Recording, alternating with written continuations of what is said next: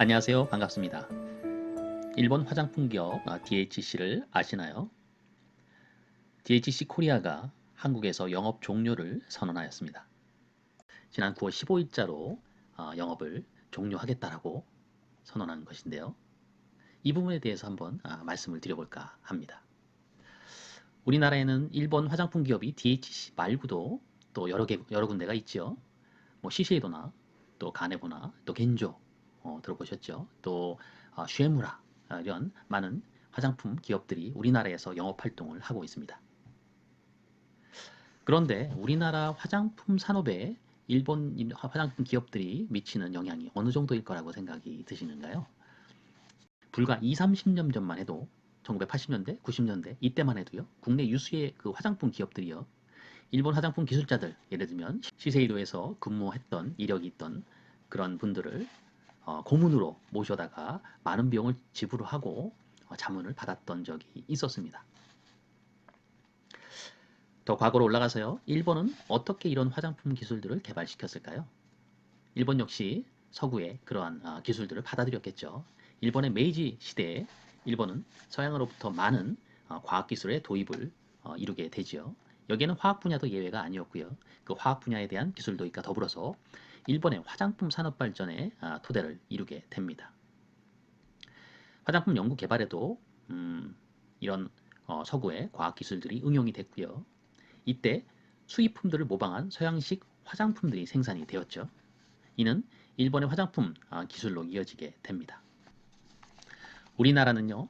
일제 강점기 시대인 1930년대부터 40년대에 이르러서 본격적인 국내 화장품 회사들이 둥지를 트기 시작합니다.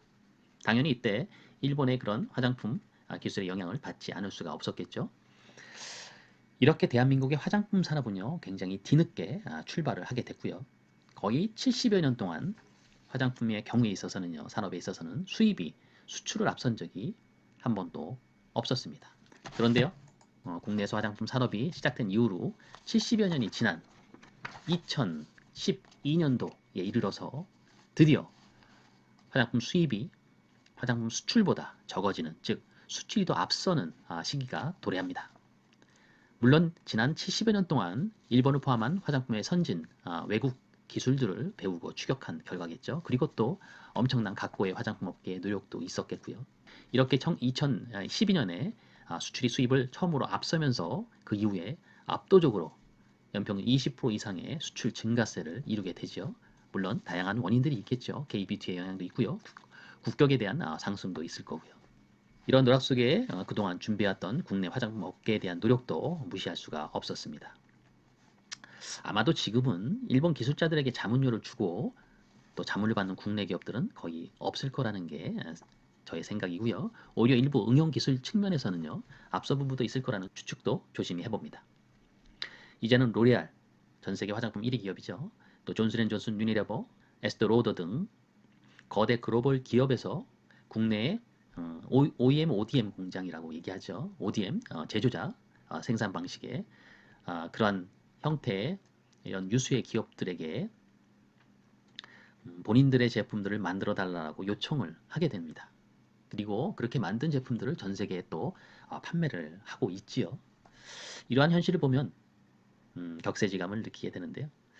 물론 여전히 기초 부분의 화장품 분야에서는요. 개선의 여지가 크다는 것도 부인할 수가 없습니다. 자, 이제 일본 얘기를 좀 해볼까요? 1980년대, 90년대는 일본의 전성시대라고 합니다. 기술적인 측면이나 국력의 측면에서 굉장히 그 압도적인, 거의 미국을 조금만 있으면 쫓아간다라고 얘기할 정도로 국력이 신장됐던 때였죠.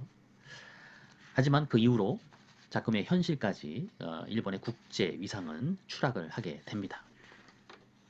추락하는 부분들을 옆에서 보고 있노라니 안타까운 부분이 조금은 있기는 하지만 이러한 모습을 보면 그 안타까움마저도 싹 사라지게 만드는데요. 다름 아닌 일본 극우의 모습들입니다. 그 극우의 모습으로 한국을 정신없이 때리고 미워하는 일본 정부의 모습을 보고 있노라면 분노를 넘어서 한심한 생각이 든다라고 느껴질 정도입니다. 이러한 일본의 극우의 모습을 그대로 쫓아가는 그런 화장품 기업이 또 있습니다. 정말 안타깝기가 그지가 없는데요.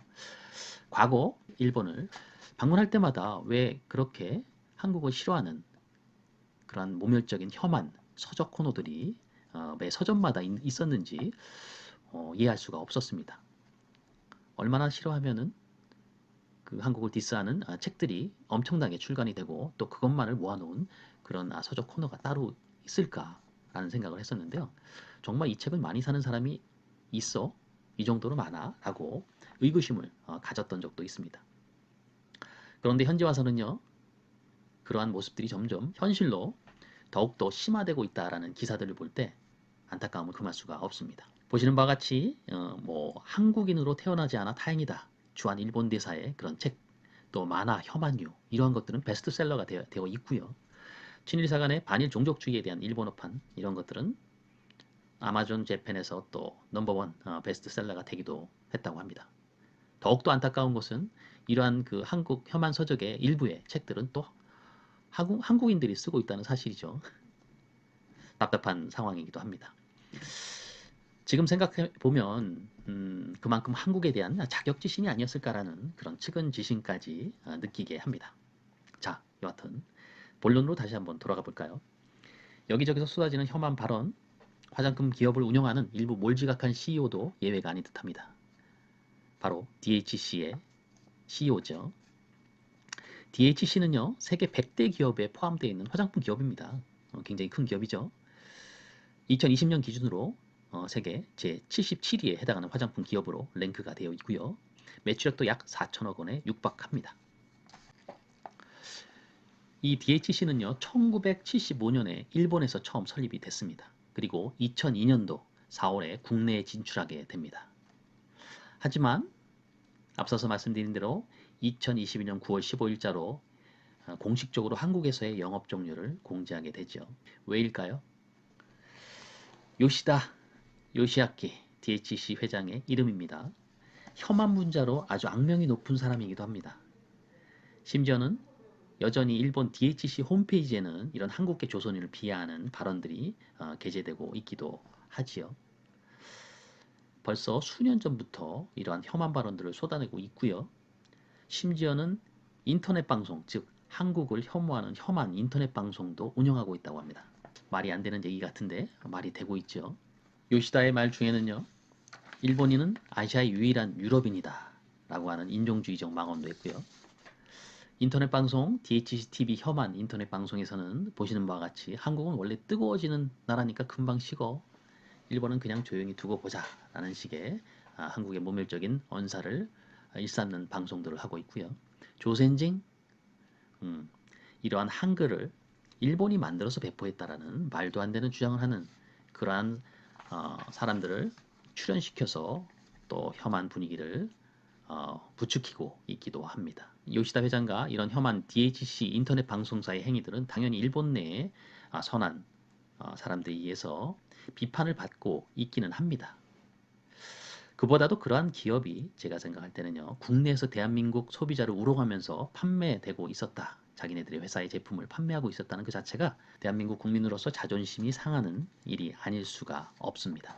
그나마 대한민국 소비자들의 퇴출운동으로 인한 매출 감소 등으로 철수 선언이라도 하게 된 것이 다행이라는 생각이 들기도 하지요. 그간 행해진 잘못에 대해서 DHC의 통렬한 사죄가 없다면 우리나라뿐만 아니고 전 세계 화장품 시장에서도 영원히 퇴출이 되어야 하는 것은 당연한 수순일 것입니다. 이러한 DHC와는 달리 대한민국 그런 화장품 기업들은 대한민국의 위상에 맞게끔 글로벌 시대가 요구하는 기업률을 지키면서 실천하면서 이윤을 창출하는 세계 모범 기업이 되어야 할 것입니다. 그런데 말입니다. 여러분, 이 수입업자들, 특히 이제 다국적 기업의 수입업자들의 경우에는요, 화장품 영업자로서 등록을 하게 되는데요. 바로 화장품 책임 판매업자로 등록을 하는 경우가 대다수죠. 왜냐하면 국내에 제조업 기반이 없기 때문이죠. 그렇다면 DHC 코리아도 화장품 영업자, 즉 화장품 책임 판매업자로 등록이 당연히 되어 있겠죠. 되어 있습니다. 그런데 이제 영업을 종료했다라고 선언을 했으니까 아예 한국으로부터 철수를 하는 게 아니냐라고 생각하실 수 있는데요. 그것을 확인하기 위해서는요. 여러 가지 방법이 있겠지만 일단 영업자로서, 즉 화장품 책임 판매업자로서 폐업을 신청해야 되겠죠. 그런데 확인해 보니까 아직은 폐업을 신청하지 않은 상태, 즉 화장품 영업자 책임 판매업자로 남아있는 상태입니다. 물론 불과 얼마 되지 않은 시점에서 영업 종료를 하였으니까 앞으로 아예 철수의 개념인 영업자로서도 폐업 신고를 하고 떠날지 아닐지는 나중에 봐야 되겠죠. 일단 9월 15일자로 영업을 종료하였다는 내용으로 마무리하고자 합니다. 다음 시간에는 좀 더 흥미로운 뉴스로 찾아뵙도록 하겠습니다. 청취해 주셔서 감사합니다.